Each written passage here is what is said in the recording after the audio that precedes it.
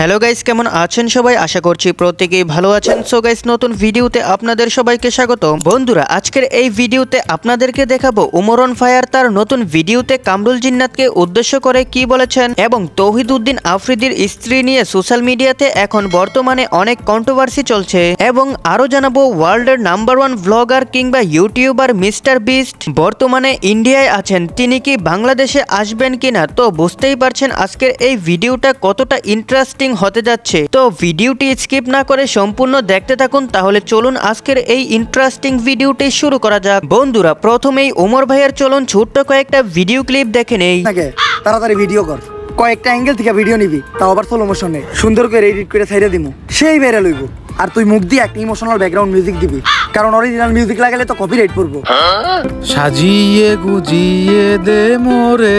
দেখ ভাই, তোরে আমি একটা কথা কই, যদি তুই চলতে ফিরতে না পারস, খাইতে না পারস, ঠিক আছে, যেহেতু কইতেছ খাওয়ান দিয়ে যায়, যদি তুই চলতে ফিরতে না পারস, খাইতে না পারস, আমি তোর প্রমিস করতেছি তোর ফুল ফ্যামিলি আমি চালাম, তোর বউবার সাবাদ দিতে হইব।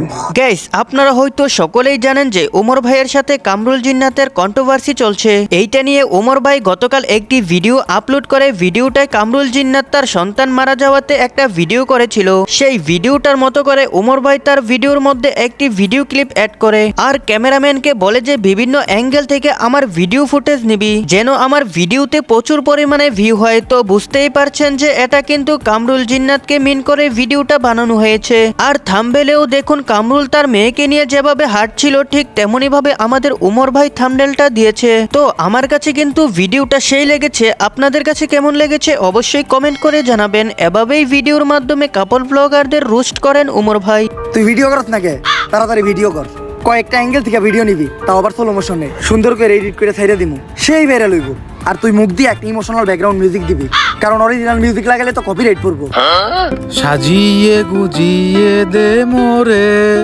গাইস, এবার আমরা কথা বলবো জনপ্রিয় ইউটিউবার তৌহিদ উদ্দিন আফ্রিদির বিয়ে নিয়ে। বন্ধুরা, তৌহিদ উদ্দিন আফ্রিদি গত কয়েকদিন আগে ঘরোয়াভাবে বিয়ে করে, কিন্তু তৌহিদ উদ্দিন আফ্রিদির স্ত্রীকে এটা এখনো সকলে ভালোভাবে ক্লিয়ার হতে পারেননি। টিকটকার রিসা এবং রাইসা তারা দুবোন, আর তারা দুজনেই যমজ বোন। তৌহিদ উদ্দিন আফ্রিদি বিয়ে করেছেন টিকটকার রিসাকে।